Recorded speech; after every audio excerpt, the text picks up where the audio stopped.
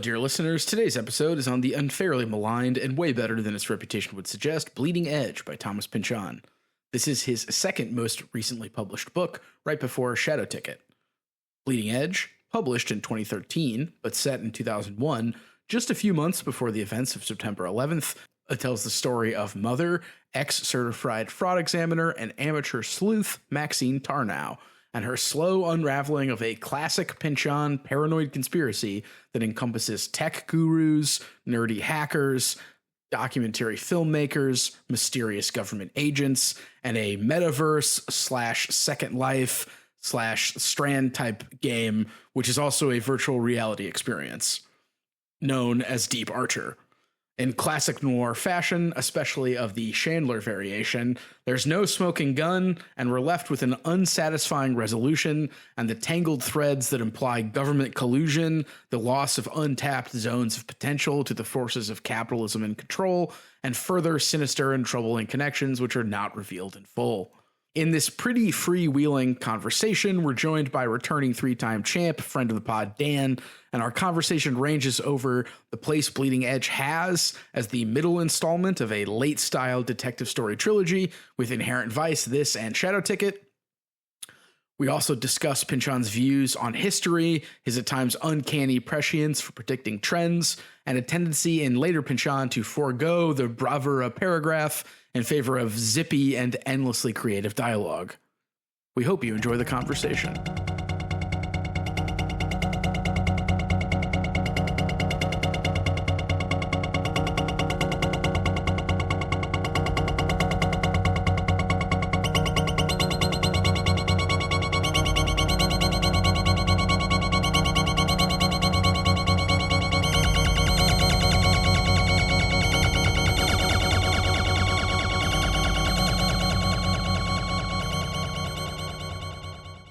Welcome back, dear listeners, to the Infinite Library Podcast. I'm your host, Ben. I'm your host, J0HN. Yeah, it's Hacker John, because today's book that we're covering is Thomas Pynchon's detective/cyberpunk/war on terror 9/11 novel, Bleeding Edge, and we're happy to have Dan back on the podcast.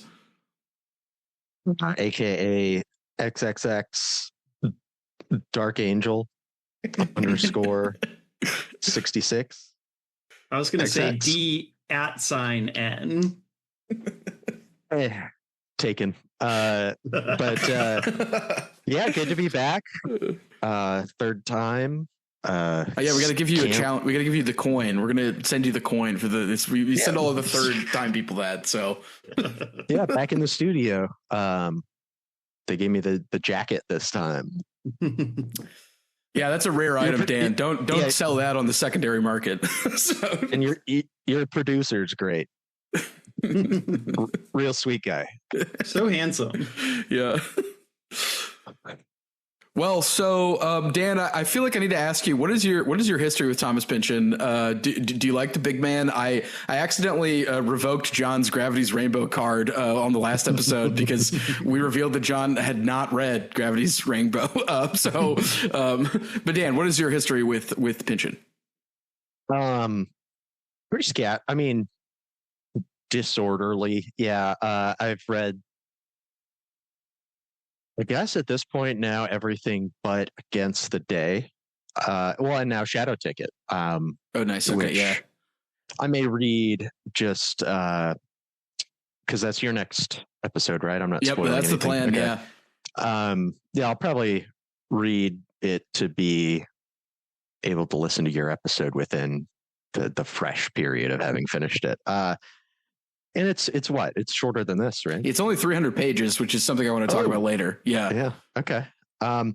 Well, so I believe the first one I read was Crying of Lot 49. And, it's short and interesting. And I definitely read it more as a zany book the first time, rather than, like a cipher. I feel like that's a word we'll mention several times over the course of this episode. But then I think next, I'm looking up at where they are on my shelf. So next would have been I think my first attempt at Gravity's Rainbow. Oh, nice. Okay. Which I borrowed from friend of the show, Tim. Nice. And tried to read it on a family vacation, and I just wasn't getting anywhere. I got about 300 pages in, which means, the inevitable starting over from the beginning, because I don't think you can be reading a Pynchon book and come back to it later. You just lose the steam. And the plot and everything. Yeah. So yeah. And then V, which it's a shame that your guys' episode on V was so good that it just caused so much controversy that the forces that be forced you to pull it from circulation, because I think it would have really changed things. But yeah, we got into some bad stuff. Yeah. So I mean, it's about to come out. So yeah. Okay. I didn't know if that one just got written off or it just got written into a different place on your schedule. I mean, our handsome producer was like, I need to make this sound good. So he's doing some magic. It's going to come out soon though. So nice. It'll be out by the time, obviously by the time this episode comes out, but yeah. Oh, nice. Okay. Yeah. V, probably my least favorite. It just it's the only one that I got bored reading at times. But then Slow Learner, which is fun. I like that one. I think I told Ben the other day, I think my favorite story out of there is, I believe, the first one, and it's just about some guys in like. That's not Entropy, right?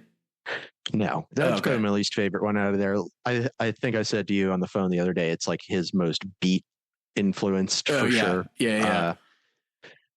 But my favorite is, it's just some like stateside military guys helping out with a flood cleanup and just kind of looking around.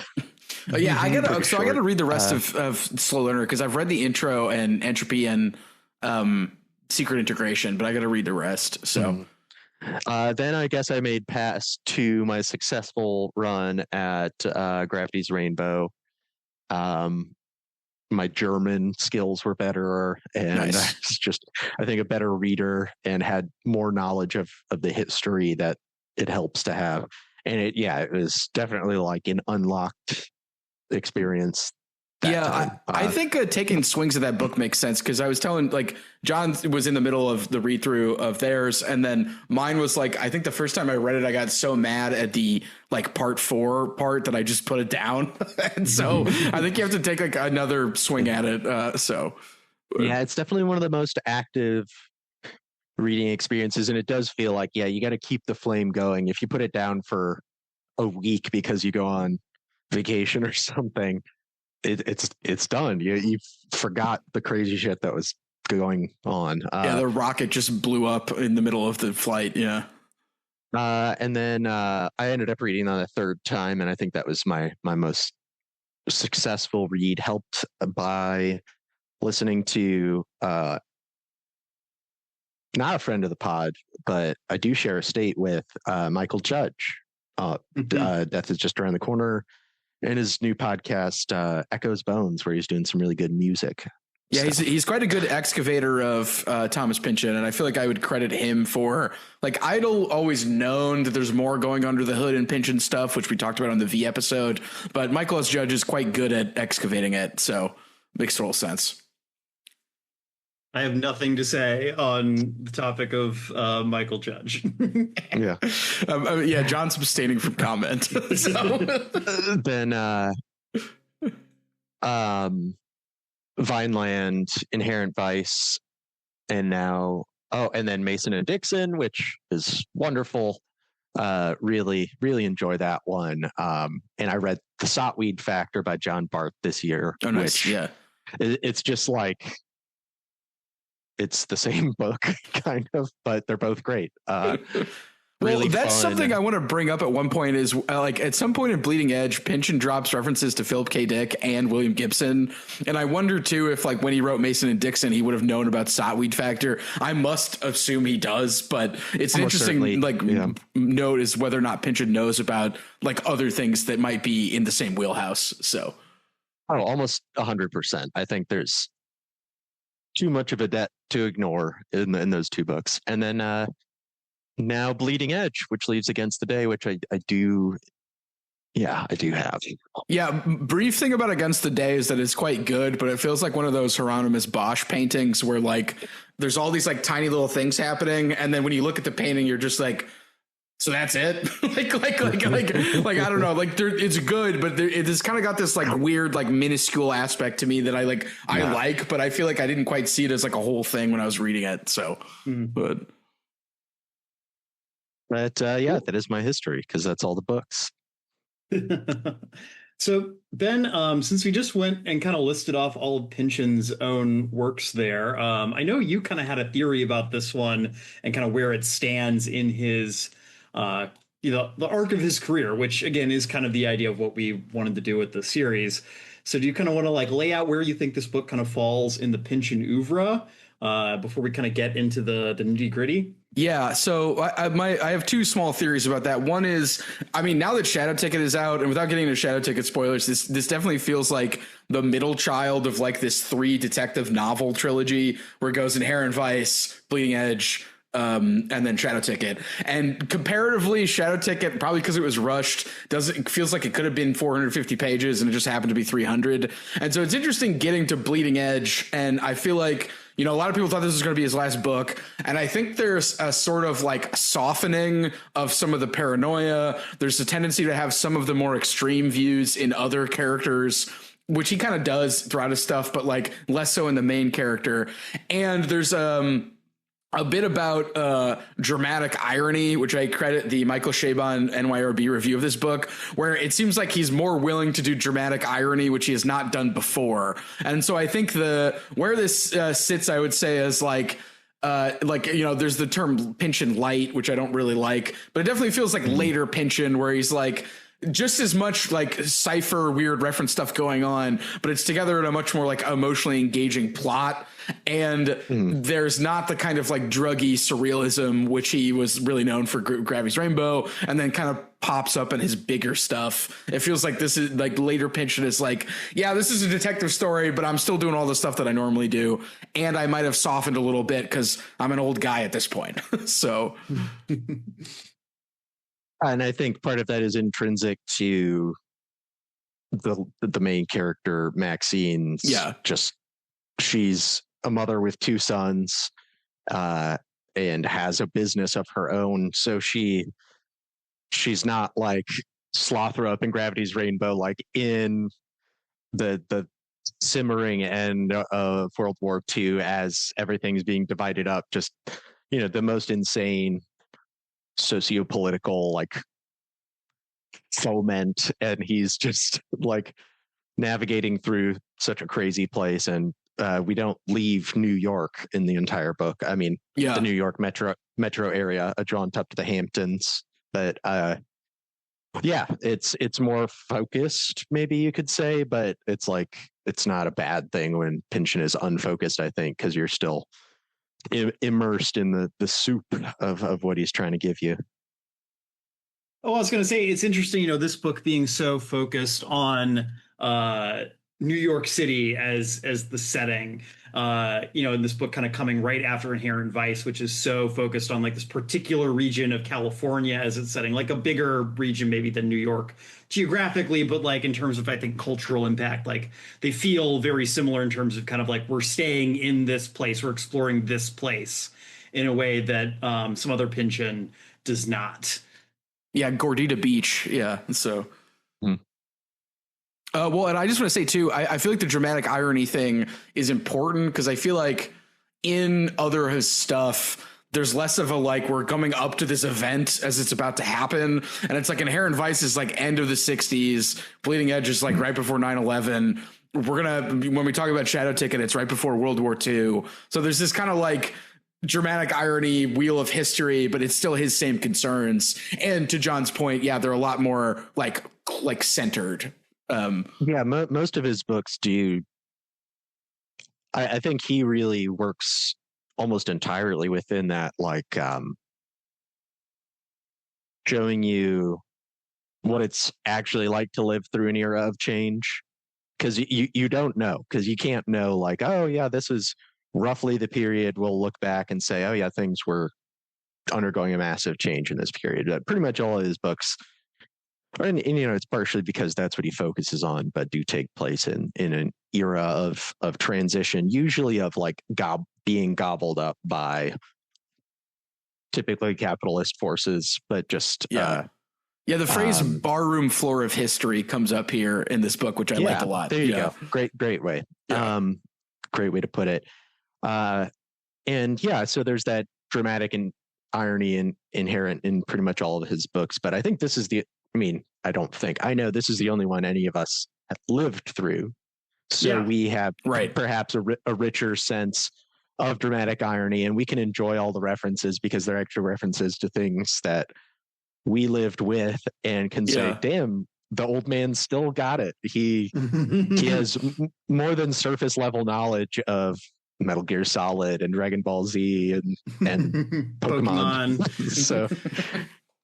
so as we said in the pre-show in the green room of this library,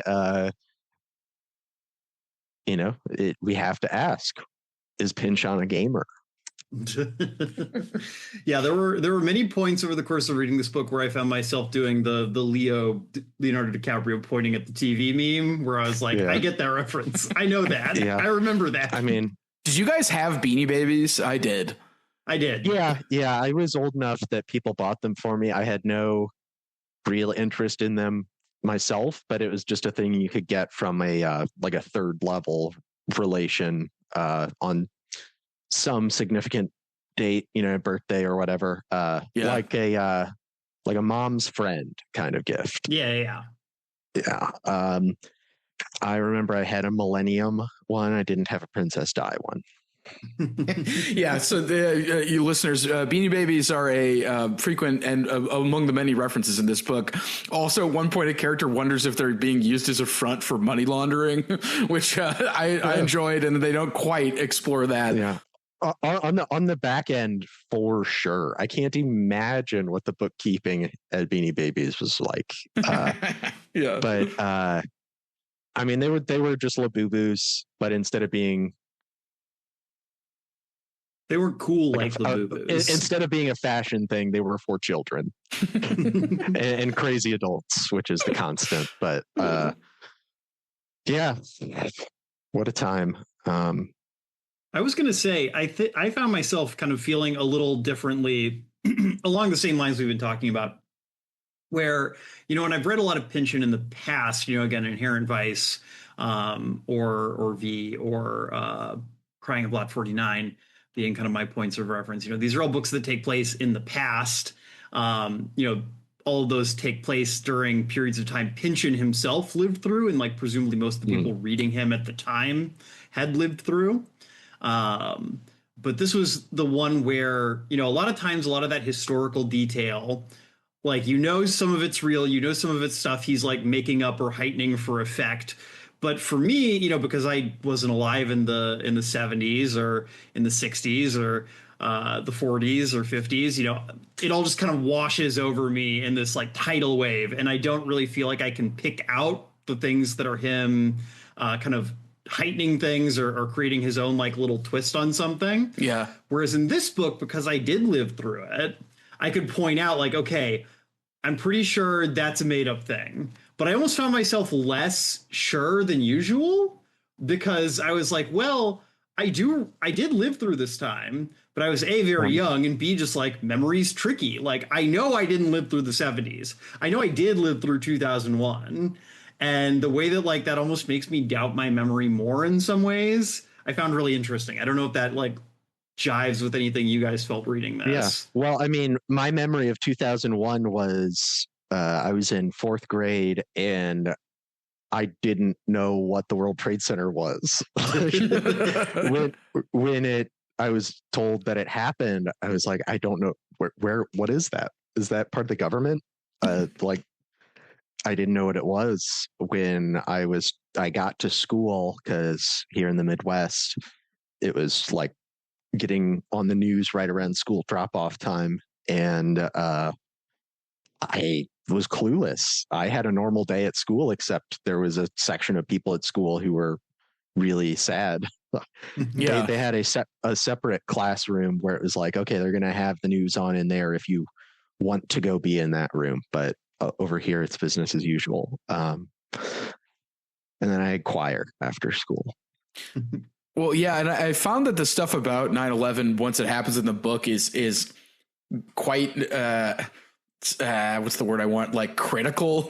Like the idea that 9/11 like woke up everybody who was just staring slack-jawed at their screens. Like he says at one point, like the idea of like whether or not 9/11 was punishment for what has happened, like what America's been doing abroad, which is a theory a character kind of floats through. He floats through a handful of characters that like to show various views on it. So. Well, and like remembering this time period, I was struck how like, and again, this came out in 2013, but like how much Pynchon sort of was like, yeah, this is kind of when like the digital age started, even if in 2001, it's only like this, cadre elite version of these like tech startup hacker people who like I feel like are presented in the same kind of way that like Silicon Valley investors are presented, in the last couple of years, where they're like socially awkward. They like don't know how to talk to women. They're like ironic, like they don't care. Like there's like this kind of like a portrayal of this Silicon Alley, which is when all the investors were in New York at this time, and it like parallels the Silicon Valley presentation that we've been getting. I mean, I feel like it's changing now, but in the last 10 years at least. So yeah, I mean it released at the time of like Web 2.0's apotheosis, I guess, like integration and the round of all of the startup investing that we started hearing about then, and then I guess now we've kind of seen 3.0 or 2.8 or whatever you want to call it. Yeah, 3.0 sucks. I hope it's 2.8. Like, we can't possibly have reached an actual level of progress enough to call it 3.0. That's how they figure out the metaverse. We're just iterating. Oh yeah, I gotta get Meta glasses for everyone on my Christmas list this year. Okay, so let's talk just a little bit about Deep Archer. I was about to say, I feel like we haven't even given like, I know we're not going to do like a full like plot breakdown here because this book just doesn't really like jibe with that kind of a structure. But I do feel like we should at least like give a little bit of like setting up in terms of what this book is about before we start like drilling into the made up technology that is a huge part of like the plot threads in this book. Yeah. Okay. Yeah. That's a good idea. So sorry, I finished the book 2 minutes before recording. I'm still. Yeah.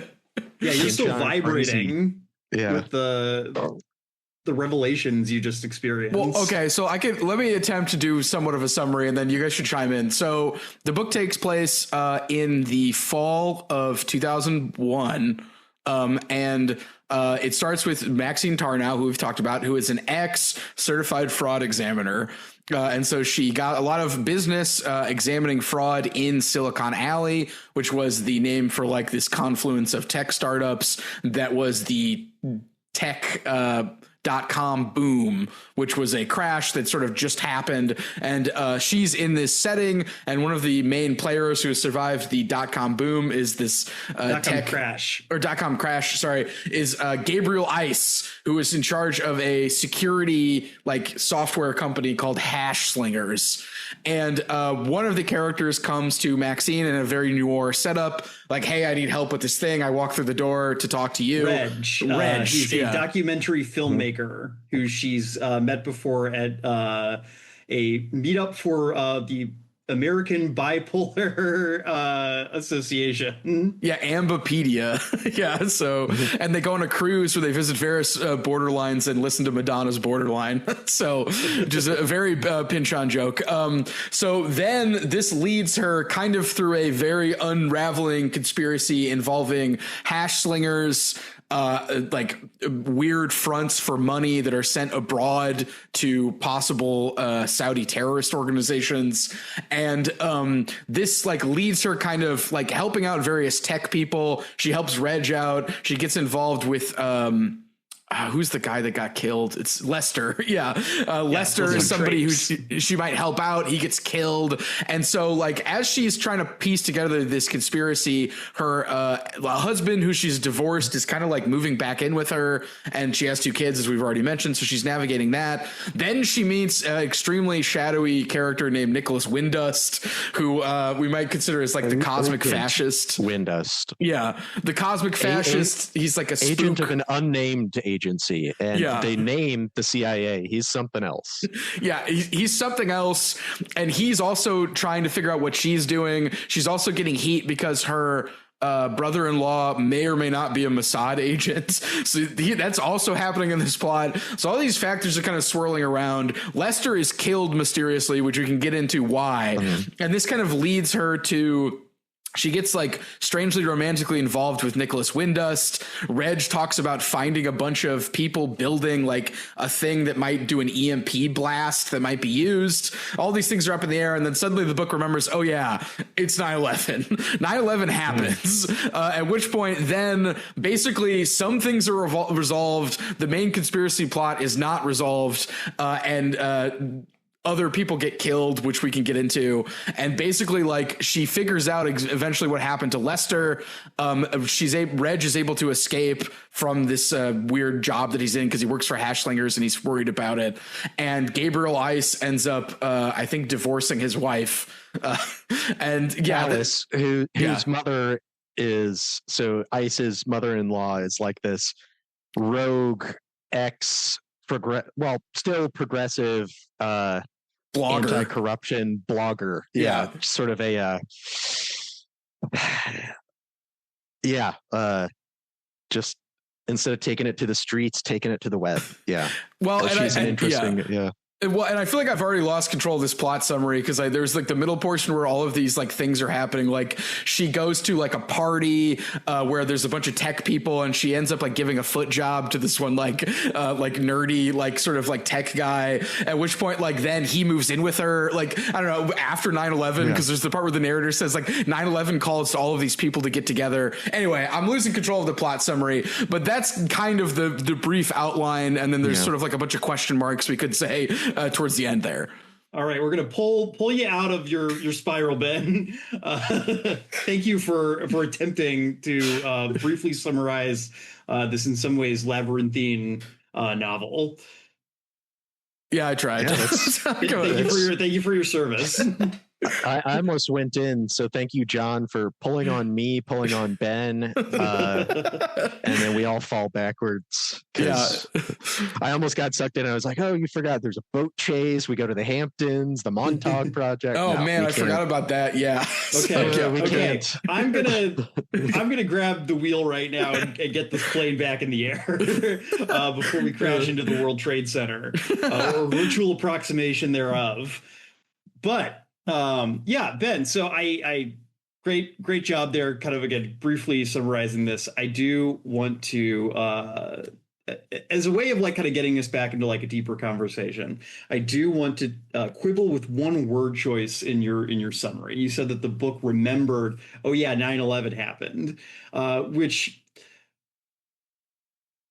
like I get what you mean there, but I think that that's like a little flippant because I think that 9/11 happening and that derailing the whole plot is very much key to what this book is about. Right. Yeah.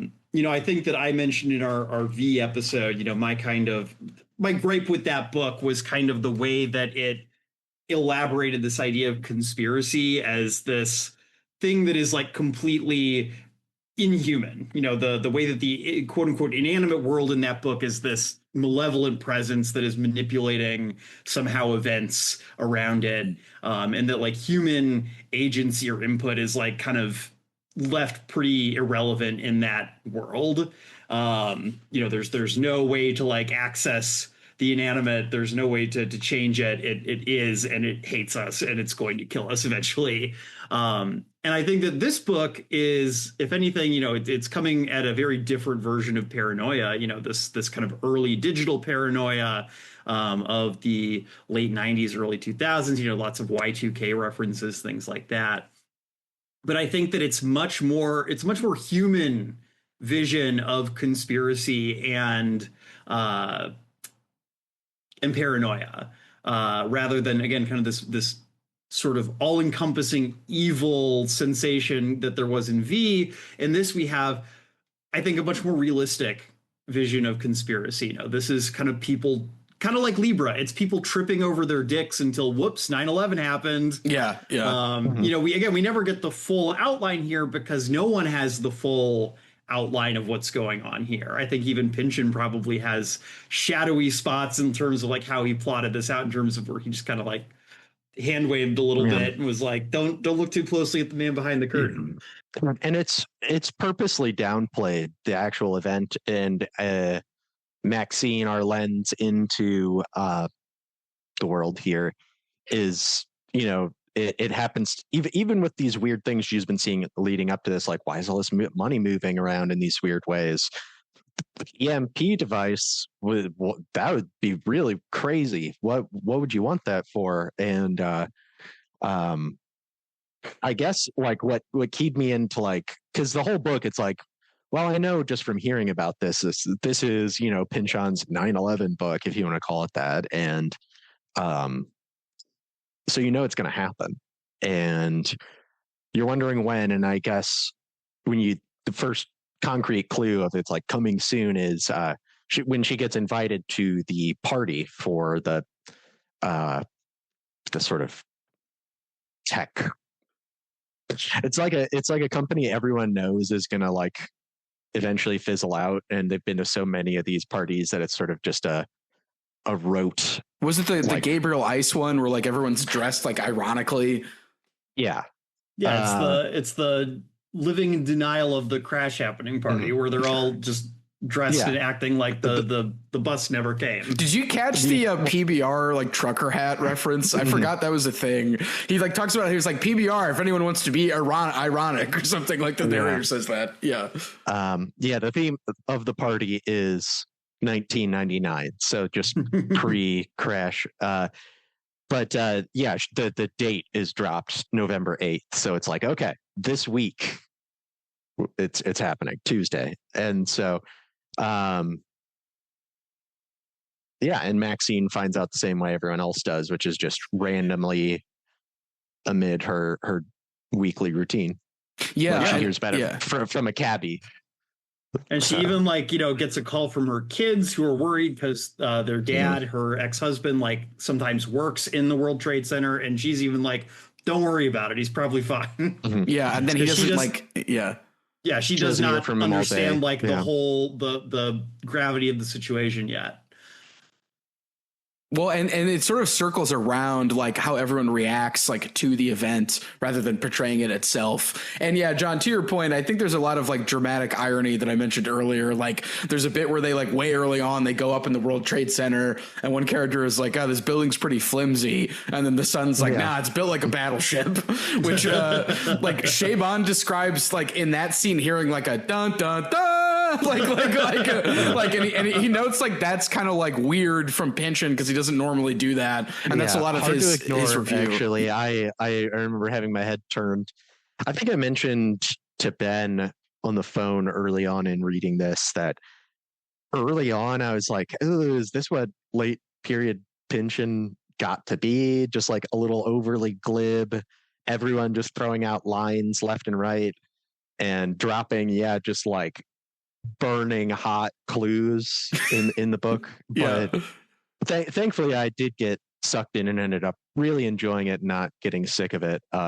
It is a bit of if not cartoon, then like caricature, but it's enjoyable throughout. So yeah, Ben, in the notes here, you mentioned that this book is a lot more dialogue heavy than maybe a lot of Pynchon, and I also definitely noticed that there's some really interesting choices he makes in terms of dialogue. In particular, do you guys notice how frequently he uses the word says, S-E-Z? That's my favorite Pynchon affectation, because to me that like implies that somebody's about to say something like dumb or like purposely dumb. Like that's what Ben says. It's often leading to shtick. I also I started highlighting things in the first like 2 chapters, and then I stopped because I'm not really an annotator. But he uses a lot of like neo contractions, like must have and had of, and things like that. Like not actually real grammatically correct, but with new and possibly New York contractions written into the text. Yeah, the says felt very much like a New York thing to me more than it was like a modernism. Well, he does it in Gravity's Rainbow, and he does it in Inherent Vice. I think it's just a Pynchonism.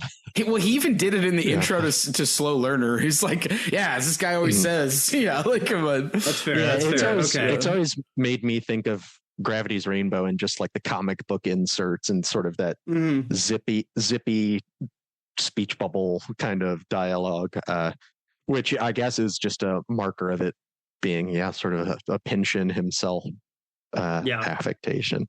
But it's always there, and it usually is leading into some fun little thing he decided to pepper in. Yeah. But there's like very few pages I think go by in this book with like zero dialogue, which, given the fact that we have another big cast of characters in this book, I think probably plays like to his strengths in a way, even if I did find it a little grating at certain points. I wanted like a little more description. Well, he really saves it too. Yeah. I was actually looking in the end, because it does feel like almost every one of his books. I mean, let's not get into, I'm sure you have elsewhere, but his cinematic eye throughout his books, and you almost always get this like pull out crane shot at the end. Characters are reflecting. There would be a nice vocal or a nice music sting at this point in the film. And I was looking for that at the end of this, and there really isn't. If anything, it felt more like the end of like maybe a TV season finale. Like it was. It wraps back around too. Yeah. Yeah. We just sort of see where all the characters are. And Maxine goes back to the same thing she was worrying about at the very beginning of the book. But I was like, okay, where's going to be this big, hey, if you're playing the Infinite Library drinking game, where's the bravura paragraph where we get like the real decoding debrief here at the end of the book? And it wasn't there. It was just sort of some dialogue, checking in with characters, and that is uncommon for him, except for maybe outside of I haven't read Shadow Ticket, but as you said, this new Pynchon trio with Inherent Vice and Shadow Ticket, where I think this being in the middle of that, I don't know, because I haven't read the third. Well, so I did mark a lot of the bravura paragraphs, and I almost feel like one of the ones comes like way early. There's a huge bravura paragraph, which I could read if we want to do that, about that party that I felt like was him doing that, except like at least 150 pages like before the actual ending. So I feel like he was still doing it, even if it's like, not at the end. We did still get lots of lists for effect, but I feel like this one was lighter on the full paragraphs. Well, and I mean, in Slow Learner, he talks about how he in the beginning he had a horrible ear for dialogue, and it makes me wonder if like at some point he's like, I'm really just going to work on dialogue, like because it feels like Bleeding Edge, Shadow Ticket has even more dialogue, if you can imagine that. Like there's even fewer bravura paragraphs, but which I kept thinking when I was reading this is like this was an interesting midway point between Inherent Vice and Shadow Ticket. So. Well, I think that dialogue can actually be useful, because again, we've talked about Pynchon works in cartoon and caricature a lot, and I think that I'm a lot more forgiving of that when it's dialogue heavy. It kind of creates the illusion of like character depth, because the character is the one talking, than just if like you're having description pelted at you the whole time. There was a lot less here where I felt like in V there were some sections where it's like he just like describes like characters acting in a way that like it just sounds like he's describing like a newspaper comic strip with like no word bubbles, and that makes the characters feel very flat. Whereas when they're actually talking to you, even if they're still like kind of cartoonish and exaggerated, like in particular I think Horst is like the ex-husband character is like an incredible caricature, lovable doofus despite being like a commodities analyst. Yeah, emotional as a grain elevator. So, what if Mr. Big was from Wisconsin? See, I got Mr. Big vibes from Windust actually, but I could see them from Horst too. Like just the idea of just like being kind of an asshole. Like, but, see, I was imagining Windust is more like more sinister Jack Donaghy. Oh, okay, yeah. yeah. Just like doing like the 30 Rock voice. Yeah. So.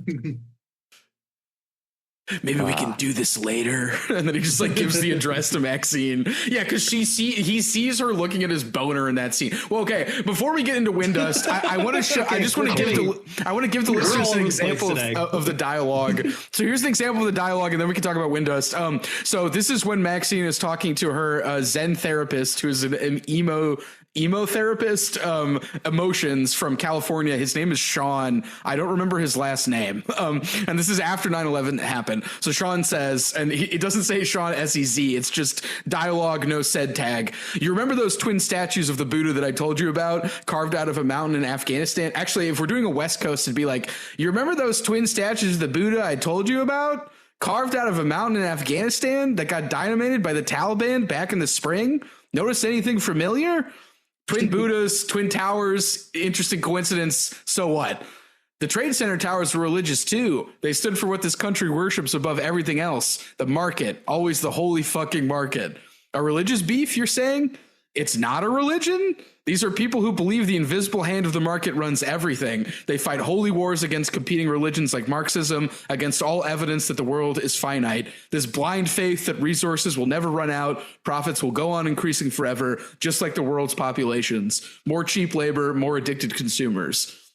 And so, like, you know, he's putting this idea that, like, this was like a ideological war, like capitalism versus religion, but it's in the mouth of this, like, sort of vapid Zen emo therapist. And that, because I just read it, that section ends with him kind of giving her, like, the new mantra he's come up with, which is, it is what it is. So it is this sort of new. It's funny reading this book now, and it's not.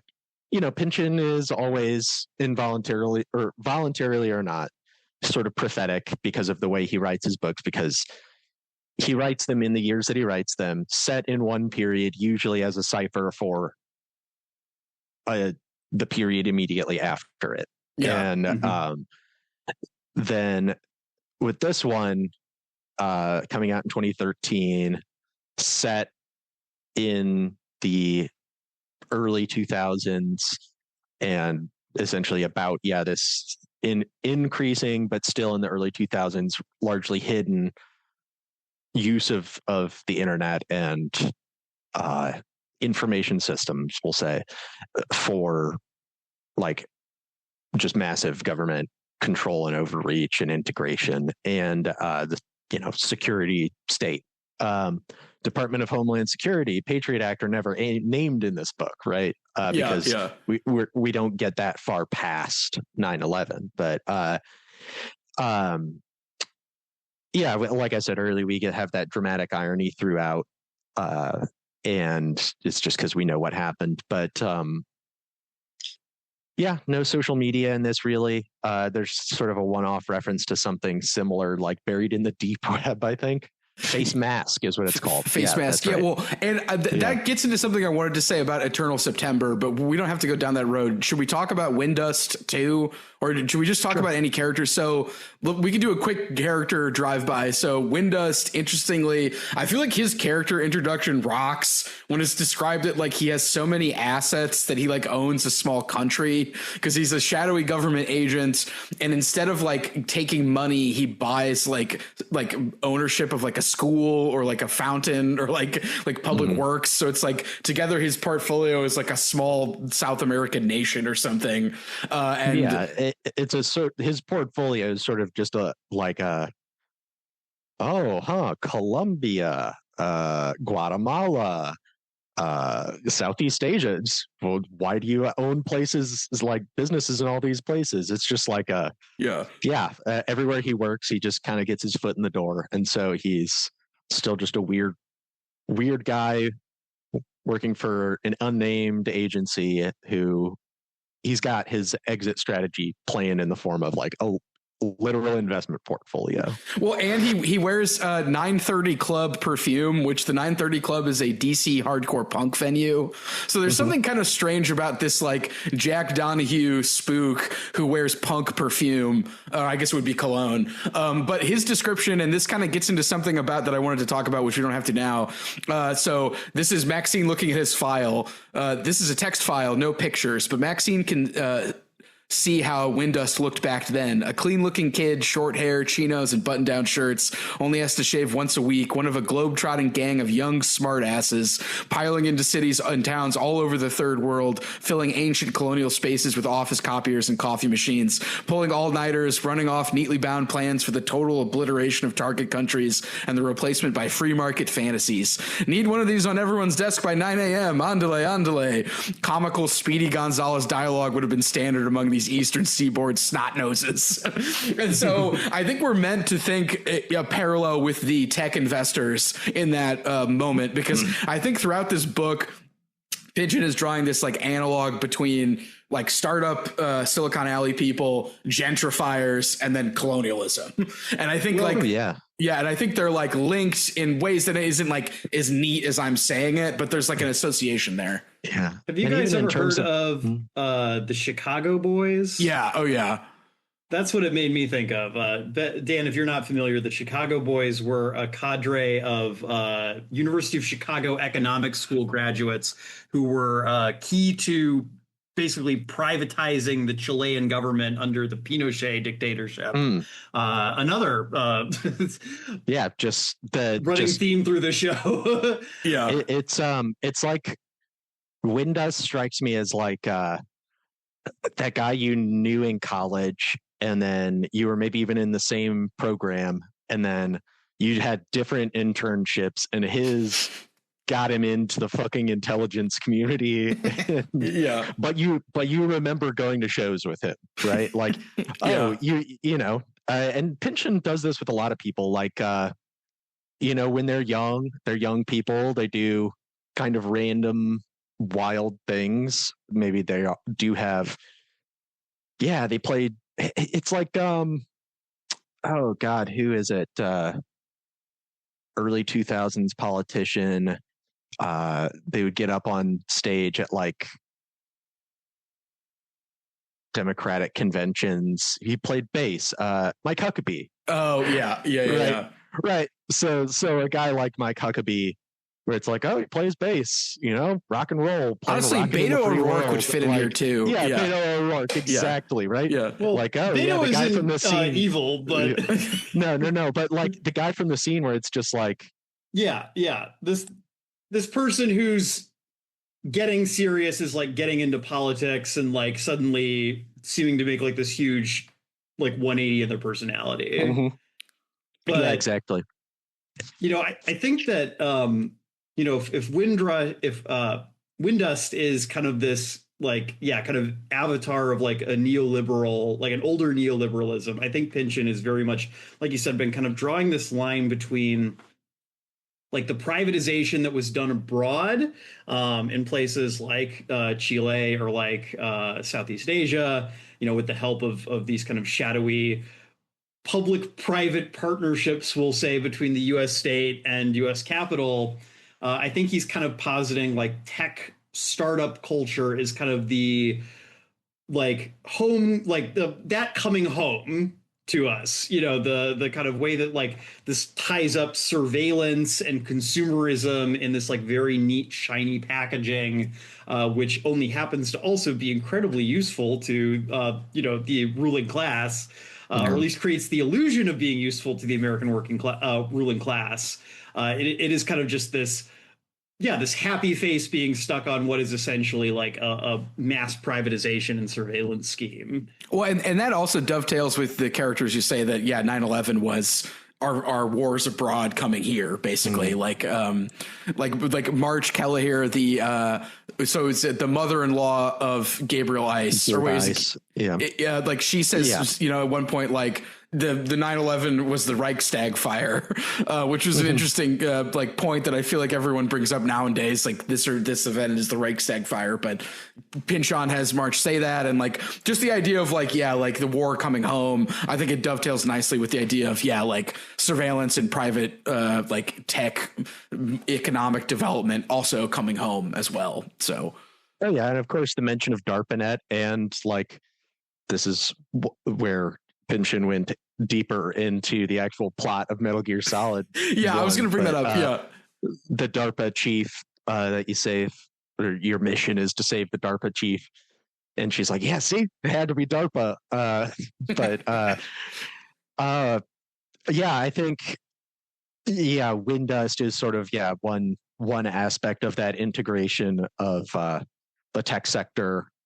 Well, and even the title of the book, right? We get the name drop early on, Bleeding Edge, meaning it's like, okay, we have something that is so new.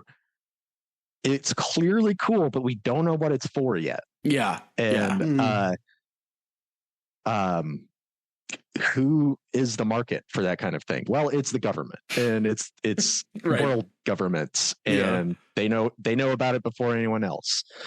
And so Wind Dust is sort of the canny guy who's on the government side of that, who, he's worked it to his advantage over his career. And then Gabe Ice is the guy on the tech side of that, who, he's sort of the biggest swinging dick in the book as far as we see. The biggest dick, which is revealed, right? Because at the end of the book, we see him red-faced and fuming in a car and getting into a very Elon Musk like custody dispute with his mother-in-law, and we see him as pathetic, and we also know like his strings are being pulled by the people that we don't get to see in the book, right? He's still stuck in the middle. He's still desperate because he's one of the wealthiest men, but he still has no escape, so. And it's an open question whether or not he's working with the U.S. government or with Mossad. Like, it's just kind of like his people who are in charge. Like, Pynchon kind of leaves that up in the air. So, there's almost some pity for him at the end, because he is just this geek who got in bed with the wrong people, and now they own him and can use him for anything. Right. Yeah. Yeah, I again find myself kind of thinking about this again. I'll just use the word kind of human conspiracism of this book compared to the inanimate. And again, it's this idea of the forces of history are outside of like human control, and Pynchon, I think, still has that as kind of his core core thesis. We can't actually control these things, but it's the attempts to control them, to ride the wave, so to speak, that are the conspiracy. And sometimes that works, sometimes that doesn't. And in this book, it seems like 9/11 happens, and so it doesn't work for one particular guy, despite again, him kind of being set up at the beginning of the book as the arch villain, as the James Bondian, like, he's the guy who's at the head of Spectre. We're going to see him petting a cat, and his name is Gabriel Ice, and Ice in early tech jargon being like cybersecurity defense layers, which is what his company does. So right. He is the perfect villain, right? Yeah. I mean, I had to keep reminding myself at certain points, because they'd like say like your work for ICE, your relationship with ICE, and I kept having to be like, wait, the government agency? Why is it spelled like that? And then I was also, like, isn't it a term in Neuromancer? Isn't ICE also in Neuromancer? Yeah, I think so. In the security software, it's spinning off from that same. Either one came before the other. Don't know which one. You never know. Oh yeah, I mean, like any cyberpunk stuff you have, when the hacker is doing their thing, it's always like, running into like crazy amounts of ice here, or like black ice. It's security. You can't even tell it's there. It's it's just like it's a very on the nose Pynchon name. There's some good Pynchon names in the whole book. Any favorites? Wind Dust, obviously, Dust in the Wind. Just I don't know. That's a good one. I think this was a throwaway character, but the biggest joke name in the book, at the strip club where Maxine, in order to get a scoop, does moonlight for a dance. But the owner, his name is Stu Gotts. Yeah, Stu Gotts, and then the strip club is called like what, Joie de Beavre, I think, or Joie de Beavre. yeah, which is great. Well, yeah, there's also the what is it, the Italian venture capitalist who's just like also Rocky like Slagiat. Yes, like yachts. Yeah, I feel like Pynchon goes really hard with the just like, oh, it's my mother's peppers and egg sandwich, and like he like gives her the like fake sandwich. Yeah, so well, but that's just something he does for fun with his wife, because his wife wanted to, but really stick it to her admittedly low end old money family by marrying a real ethnic. And he's like the whitest Italian ever, and his family just lives out in the suburbs, and they don't eat pasta. Yeah, the narrator says like they're both disappointed. like neither is she like a weird wasp, nor is he like an ethnic. Yeah, so. I also like that, like the kind of like apartment building that a lot of the characters live in is called the Deseret, which is the original name for the state of Utah back when it was a Mormon theocracy. Okay. And that was a name I knew I recognized, but I couldn't place it. I think also, Ben, maybe John, you had this illness as a child. Deseret, isn't it in The Dark Tower, Stephen King? I have not read The Dark Tower. I don't know, maybe. Okay, I thought one of you had. I've read most of The Dark Tower, but I don't remember that. But it's also been literal years. I read up to the one with the spoiler giant bear, but I think that's just the third. Oh yeah, I did get further than that. Man, when are you guys doing those? Oh God, maybe one day. Oh man, leap into infinity. That would require us to read a lot of other Stephen King to make those books make sense as like a coherent project. I mean, I do like that. I want to read them one day because I like the idea of him just showing up in his own book at one point. like the idea of just like walking through the door and it's like Stephen King is in the book. Like that sounds awesome. So here's a phrase to take us back. Here's a phrase to take us back to Pynchon. You think you want that, but you don't, which is how most of Pynchon's characters have to live. Yeah. Don't read The Dark Tower. Well, so all right. Well, maybe one day. So we talked about Windust. Do we want to talk about March Kelleher, the mother-in-law, who's the blogger? We already kind of touched on her, but her role in this plot is pretty important because somehow Maxine ends up with footage that probably Reg filmed of basically like people aiming a Stinger missile on top of a hotel that they know, the Deseret, that John brought up. And the fact that Maxine gets this footage from Reg, gives it to March Kelleher, who publishes it on her blog, which I was imagining is like a Substack now for some reason, that like gets Windust killed, maybe, if we want to get into plot stuff. And so like this handover is very important. And so March's character is great because like there's that great scene where they go to the diner, like her and Maxine gets like health food and March orders just like a huge like pancakes, bacon, eggs, like, sausage, and like her character rocks because like she gets all of the real lefty stuff, and I have it's an interesting generational overlay because it's like March, she is undeniably progressive and really out there and risky, but she's not a vegetarian. That's not her cause, right? Yeah.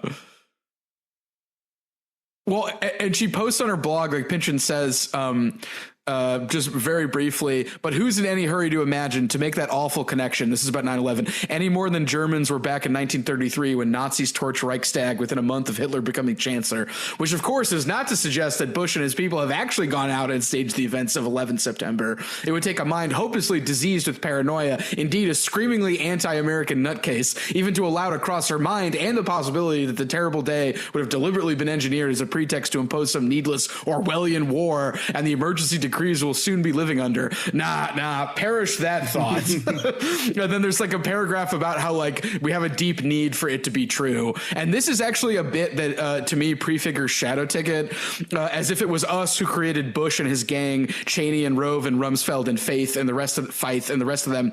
We who called down the sacred lightning of democracy, and then the fascist majority on the Supreme Court threw the switches, and Bush rose from the slab and began his rampage. And whatever happened then is on our ticket.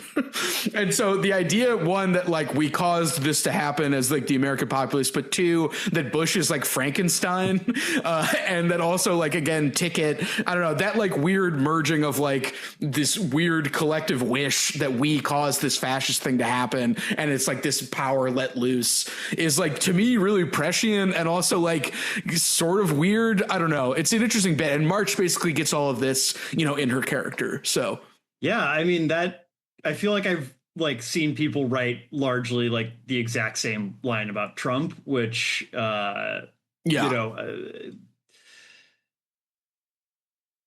yeah, it's this is a book that feels like both, like, again, it's about 2001, but it's really about 2013, but it also feels like it's about 2025 in a weird way.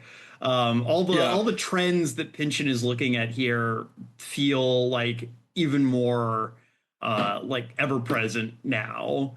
You know, surveillance, tech, again, like the fact that like basically Gabriel Ice like was part of the government earlier this year and like decimated the regulatory state is, you know, wild, you know. Oh, and now Doge is gone. Did you see that? Like Doge no longer exists. Anyway, God. So what did you guys think of Deep Archer? Because to Dan's point, I feel like this could have been the thing that would have been the most like old man Pynchon talking about the internet. But one, it remains elusive and mysterious. And two, is it a Strand type game? Is he talking about Death Stranding? Because there's a bit where it talks about how like hackers contribute stuff to the worlds that they like do. And it's like this collective building project. And I was like, this is almost like a Strand type game. So anyway, it's very unclear whether it was more of a Second Life type thing, where it's just like, oh, look at these incredible worlds, and you're just like sort of moving on axes around like polygonal like voids and clicking on things. But it's also maybe just an abstraction, because it's sort of also, correct me if I'm wrong, it has these capabilities as like a way to surf the deep web, which is normally unsurfable, and people meet and have conversations in it. Maxine runs into several people, living or dead, or really who they say they are, but it's very unclear what form Deep Archer actually takes. It's certainly immersive because like people just get like sucked into it for hours at a time. But I think I really, I read it just now in large bursts and never really could get an idea of exactly what it was supposed to be in terms of like software. Yeah, and there's when you're introduced to this thing, it's because Maxine knows this woman named Vera, who's from the West Coast, and her husband, or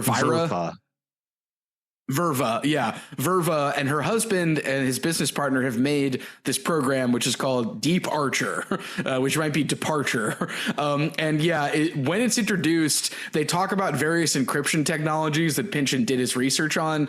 There's even like some sort of allusions to like Onion type website encryption, which is what the current like Tor browser does if you want to look at it yourself. But then as to the technology itself, it's very metaverse-y. We talked about this on the V episode. There's this metaphysical aspect to some of it.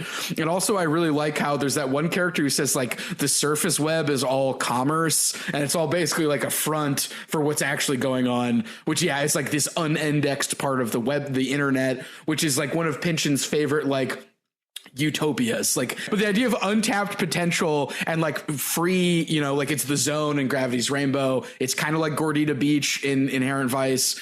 But like the idea of this this space untouched by capitalism that's not structured, and that's like where Deep Archer can get you there really quickly. But Deep Archer starts getting commodified by the end of the book. There are people who are trying to buy it. There's this implication that maybe it was like that Gabriel and Weiss was involved from the beginning. Like the idea that Vira was seeing Gabriel. I didn't pick up on that until I was like reading about it later. So the idea that like even from the beginning, this untapped zone is subject to control and capitalism, like that to me is like, prime Pynchon, but it's given this like mysterious veneer with this technology, which like is never quite definitively explained and feels very dreamlike. I agree with you guys. I definitely think that it is like set up to be kind of mysterious in terms of like how it actually functions. But the idea, I think, is it's a graphical interface for navigating, the deep web, which I don't know. I found it is like a very strange part of the book, especially because like Pynchon, like a lot of people does. I don't want to say this is a particular problem. He just says like deep web and then doesn't really like explicate what he actually thinks people are like doing on the deep web, or like, it's right. like, I don't know, maybe this is something we have like a little more benefit of hindsight now, but like, I don't know, most of the time when I think of deep web, like I think about people like trading illegal pornography and like selling like drugs for cryptocurrency. Like it does not, it's not like where like cool stuff is happening on the internet for the most part. Now maybe that was different in 2001. I don't know.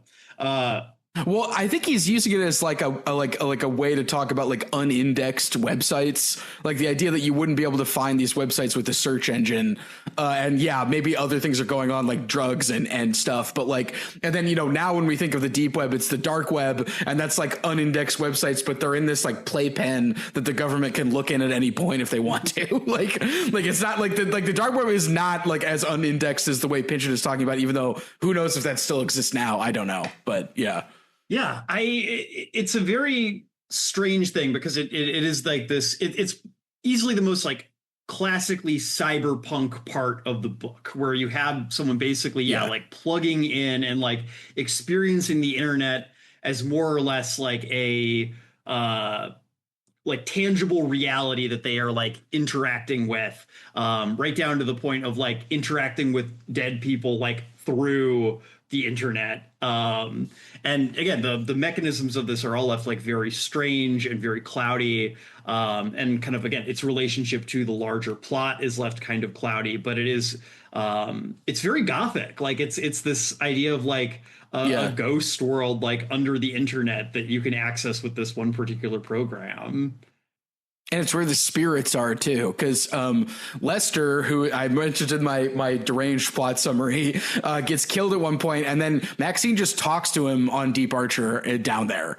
And that's also where, John, you had asked me on the V episode about the metaphysical aspect to Pynchon, or like beyond the material, and I think it's most clear in these ghost world like sections. Well, and I think that's very tied up in this idea of this zone that's free from capitalism. I think that Pynchon is kind of trying to find a place where sort of the brute material realities of the market no longer apply. I think that, this is like a familiar struggle to me personally. But, it's this kind of idea that there is like a pure spiritual realm out there somewhere, but it is like under threat at all times. Like you said, Gordita Beach in Inherent Vice was like this like temporary autonomous zone where all of a sudden like all these people were there and it was groovy and cool, and then the man came in and now everything's like getting commodified right. And they're selling branded merch of Gordita Beach, like profiting off this like pure experiential thing. And I think Deep Archer is kind of posited as something a little bit similar. It's this idea that like there is a way we could use the internet to like get to this new frontier of like human like communication and creativity, but like you said, Ben, like all of a sudden the capitalists like start jumping in, and all of a sudden it becomes this much more sinister thing, because where there's that potential for connection, for creativity, there's the potential for commodification. And so it even happens like after 9/11, like she goes down there after 9/11 and it's already happening. Yeah. So, well, it's this thing of 9/11, that it's the Reichstag fire. It's the excuse to colonize this new space. It's the reason why we cannot have unfettered communication and creativity. We need to suddenly have control, and that means the market has to come in. And Dan, I like what you said about Gabriel Ice, like not having a way out despite being like a rich, powerful guy. And I think that's another part of this. Like, this is about looking for transcendence in the world, and the way that for, I think, a lot of like early tech people, there was this idea that like, oh, the internet could be this tremendous, like, liberating thing. And now it's this thing that we just all look at to get fed ads, like, fucking slot pigs 24 hours a day. Whatever potential was there is thoroughly like gone at this point. Did you guys ever read that like People's Rights Declaration of Rights for the Internet like thing that was written like in the early, like it would have been maybe like before the events of this book, where it's like, we the people have the right to the internet? That was like written by like an ex like Grateful Dead guy. Like he was involved with like the Grateful Dead organization, and you could tell that he like moved to California and it was just like, this is the new frontier, man. We're gonna take acid. We're gonna get on the internet. We're not gonna be controlled. Even Jerry loved playing around on like MS Paint or Apple Works, more likely. I think he was a Mac guy. Yeah, Jerry was also a gamer. Which again is interesting because there's a chicken and egg thing here that I think Pynchon is probably very aware of. The internet was not this thing that just like spontaneously blossomed out of nothing, from the void. Well, like it was the product of the United States military, like trying to figure out how to network computers together. And, then someone realized like, oh, there's commercial potential here. And so all the good stuff of the internet is in a way like still coming out of all the stuff Pynchon thinks is shitty. And I don't think he's ignorant of that. I think that tension is pretty key. Yeah, well, and it's very like I didn't go full cypher mode on Bleeding Edge, but when they go to a bar named Eternal September, are you guys familiar with that term, the Eternal September? Yeah. So for listeners who may not be familiar, it's a name for like one of those early like website networks. Like you could get involved on Usenet if you had like a military login or if you were just like a tech guy. And so as people got more and more on using the internet, using Usenet, which is like an early like internet correspondence mechanism, every September college students would join, and that was when all of a sudden new people started using the internet. This was in like 1990, before 1993, and everyone would be like, I hate all these new college users, they don't know how to use the internet, they suck. And then one year it just didn't stop. Everyone started coming to the internet on Usenet like after it's that September, and it was known as the Eternal September. And if you think about it, we're never not going to be until in the Eternal September. Like unless the internet dies. It's like I guess another like real world analog would be like people talk about 4chan after 2016, or in the book here, Deep Archer after it they kind of benevolently make it open source to keep it out of ICE's hands. But it's like, when Maxine goes in there, people are complaining like, there's these fucking noobs in here just like installing shit, and then someone comes along and is like, no, this sucks, and then uninstalls it. And so just like the influx of people who don't really get the point of it ruins it. Yeah.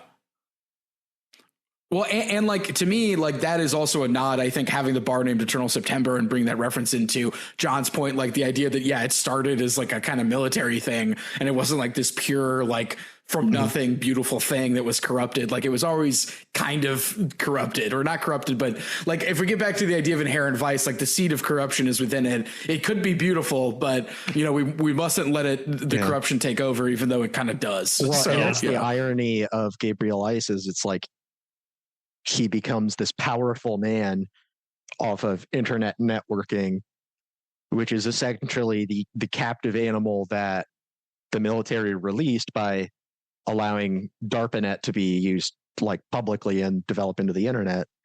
And then ICE thinks he has leverage, but it's like, no, dude, you're using their tools. Like they They just needed you.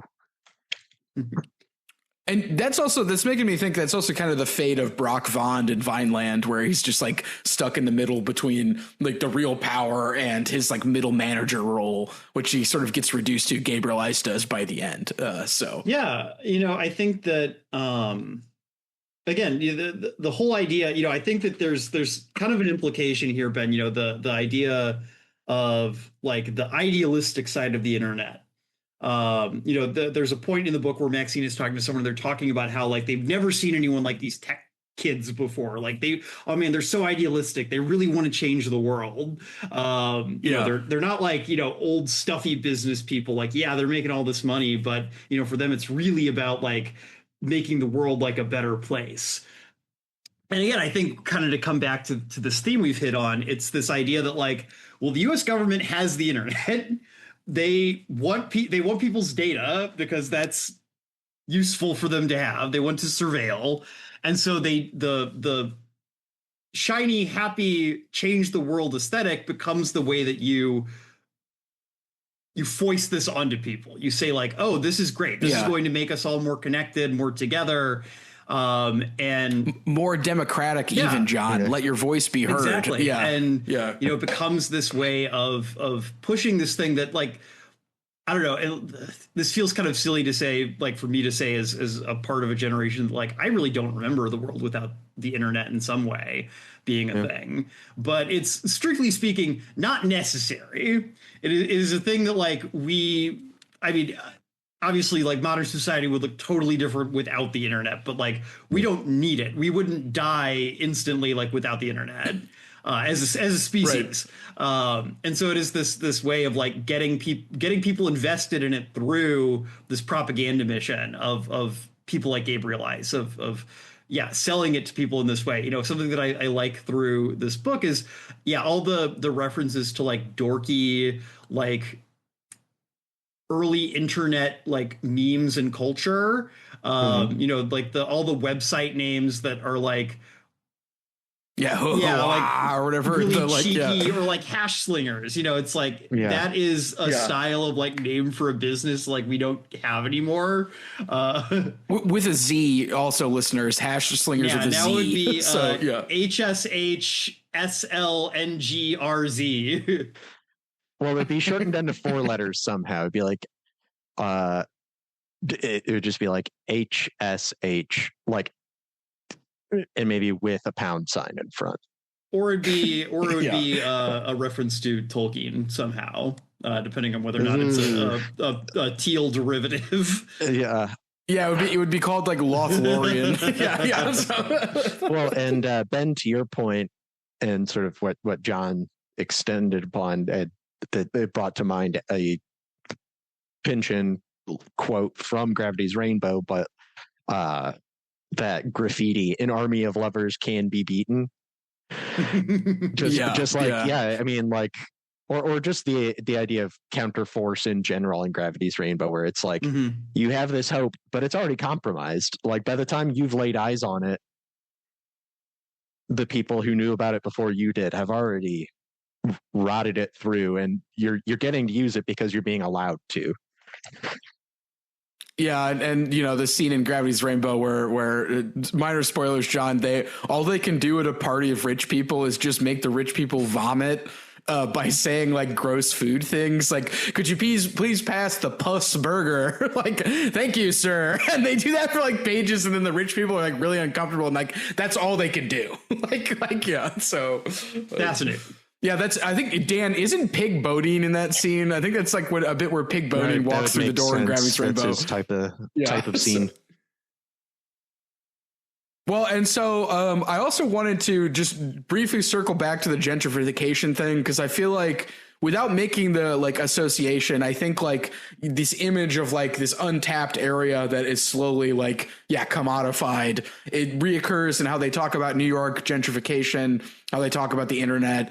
And then, with that wind dust quote, they don't get into it, but with the idea of, colonialism, like, or like imperialism, just like, let's run free market economies in these South American nations because we want to, and it just means more money for us. And I like that association a lot. And I think the smiley happy face aspect to this, like it's not as in depth as it could have been because it was only like 2013, but like you see it in the like the kids playing that game where they kill yuppies, but it's like bloodless. Like, and everyone's like, wow, this is actually fun. Like they do that, you can just kill a yuppie, and then like, and apparently like a yuppie made that video game, which I think is a not insignificant point. Like, hey, like I know you're mad at us, here's a game where you can kill us. Like I imagine it looked like a Doom wad. Like in my head it was like a Doom wad where you're just killing that's yuppies, what I was imagining too. But it also yeah. feels like very GTA, like a weird like sanitized version of GTA like 4. Can you imagine just like describing GTA to your dad, who's Thomas Pychon? It's like, yeah, you can just go anywhere, but it's fine. Like, they're not real. Like, and he's like, I'm sorry, son. I'm too busy playing Final Fantasy X. I've almost unlocked the last secret Aeon, and then I have to get Titus's hidden weapon, and then I'm gonna go fight Sin in Xanarkand. Yeah. Pynchon raging at dodging the lightning bolts. Yeah, his reflexes are too slow because he's 67 years old. He's like asking his son for help. Like, hey, can you beat this for me?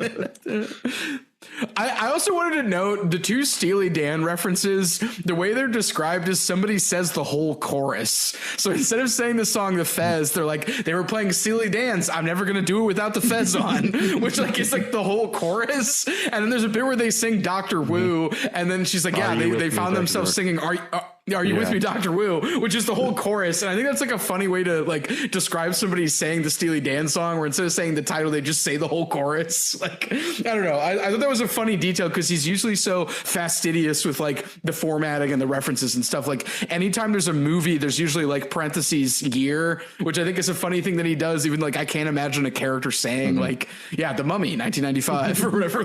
Like it's just like The Mummy. I don't know. I do that sometimes.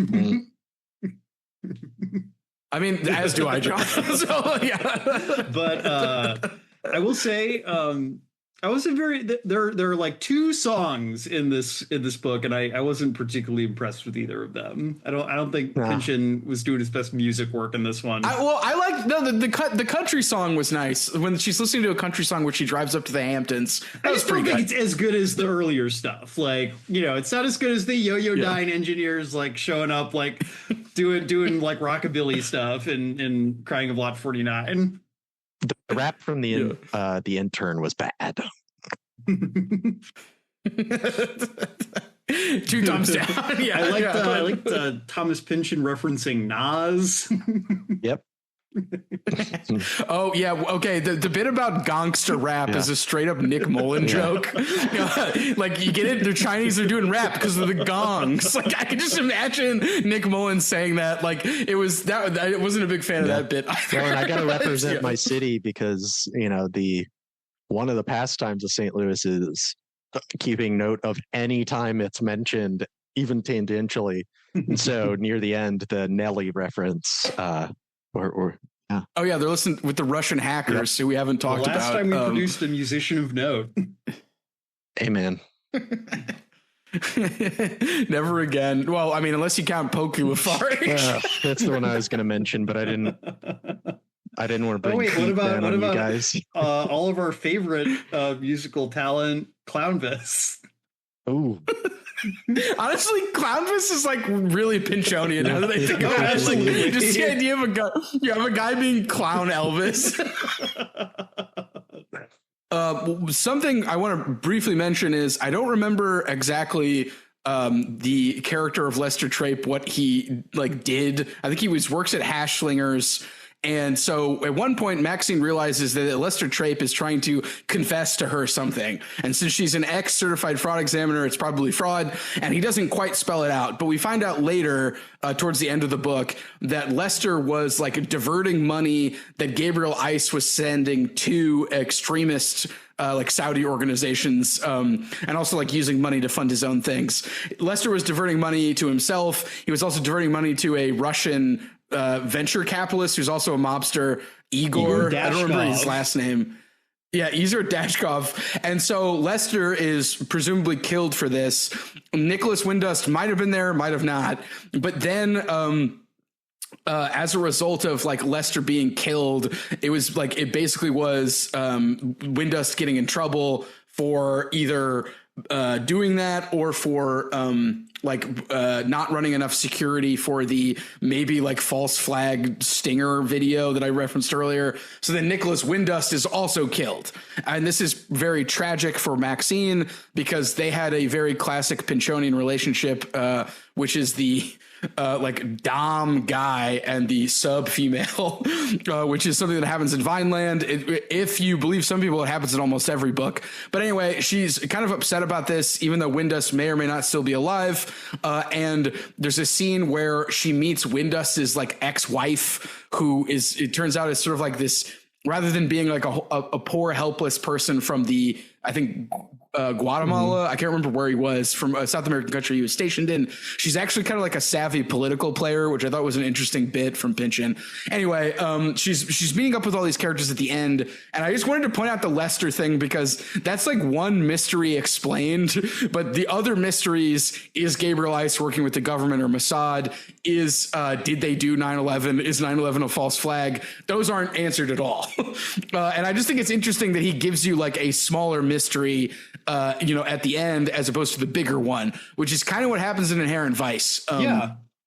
In terms of Coy versus like the bigger projects. No, it's deliberately frustrating us. It's, and again, I would say there's even like a degree to which like this is set up as kind of like the inciting incident for like the real mystery here, this murder.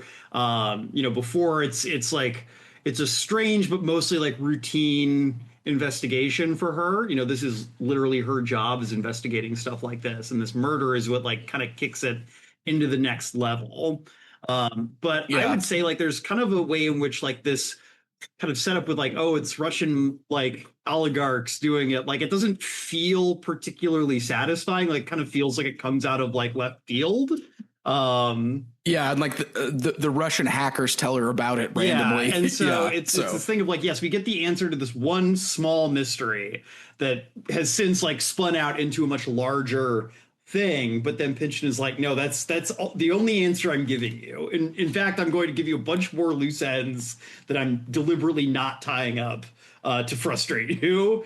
And it almost goes to show that like, oh, you can have this one small victory, or one person can escape this net, but ultimately the plan goes on as intended. And Reg does escape, and he was initially the person who asked Maxine to look into hash slingers. Reg so he does get away. Eric, but the foot guy also, Oh yeah, the foot guy. Yeah, we don't have to get into that. I found the foot job scene to be funny because it's like, this is like, Pynchon light, but I'm still going to work in kind of a weird sex scene. Like it's like I like that's what I do. It's going to be in there. So I hate to like keep bringing up Inherent Vice since we haven't actually like covered it for the show, but I know we've read that one. So I do just kind of want to say like there is something there in terms of like kind of the way that it, much like Inherent Vice, kind of also highlights kind of our position in the story. Like Maxine is a very small fish in a very big pond, and she kind of stumbles into this like ass first and really like only makes it out alive through good luck. I think that is something that both kind of is connecting it and not connecting it to kind of broader cyberpunk fiction. Because she's someone who is, again, it's punk. It's punk from the standpoint of like, oh, she's going up against much larger, more entrenched forces with only like her own wits and capabilities. But unlike a lot of like that cyberpunk fiction, her wits and capabilities are those of a fairly normal human being who has like an ex-husband and children, and therefore like can't go do like a cool suicide mission to like take down the mega corporation or something like that. Like she has to like step back.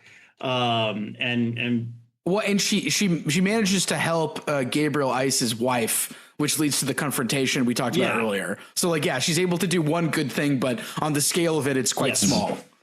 And I think that that's another theme in Pynchon is, again, like what power does like an individual have in the face of these forces, human or inhuman. And I don't know, it's interesting, again, reading a book written by someone who had experienced so much life, so much history, kind of writing from the perspective of like someone much younger than them. But who's not like a young person exactly. I feel like, we've all read plenty of books about like someone in like their 40s writing about a teenager, and kind of giving that perspective. But like, yeah, Pynchon's a 60 something year old writing about a 30 something year old. And it's a very kind of different mode to be writing in, and something I don't feel like I have noticed in a lot of stuff I've read. I'm sure I've read other things that maybe fit this description, if not this mold.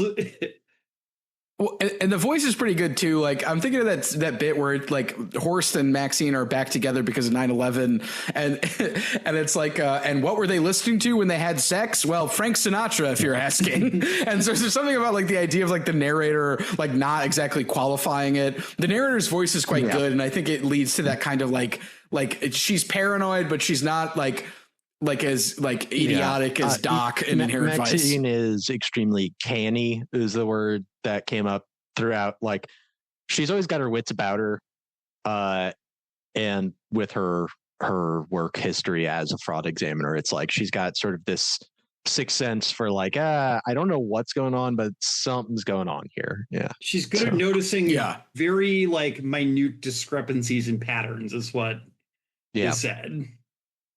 And in that way, she's like the ideal Pynchon protagonist, except she's much more canny than Doc and Tyrone. Yeah, it's so. If you've got a mystery book, you want to have a character who's good at finding clues. So right.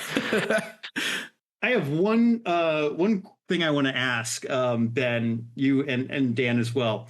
Just since we're on the topic of Maxine, before we kind of start wrapping up here with the ending, like we said, compared to some other Pynchon protagonists, like a lot cannier. How do you guys feel about like the portrayal of Maxine? Like, as far as I can think of, I guess Oedipa Maas is also like him writing a female protagonist, but obviously a lot earlier in his career. And she does some detective work too in that book. But yeah.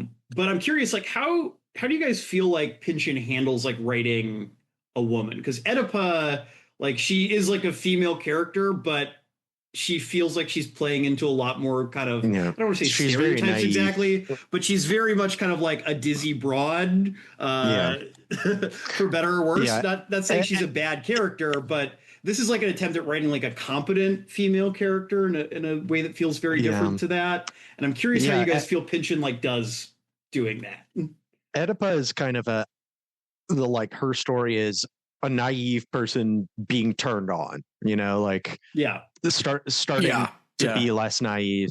And Maxine is so like slick to begin with. It is very different. And she's even, it's not like she's like it's not like an old school cop setup where like she's out of a fish out of water. Like, no, she's worked in the alley and knows that she has a gun, which we've referenced. And she knows this tech stuff too. It's not like all jargon to her.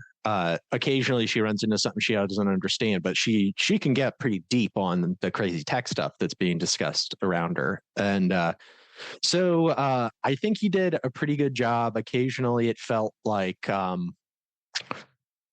it was the age thing more than the gender thing. It was it was like that felt like a line that would come out of an old man's mouth rather than a 40 something year old woman.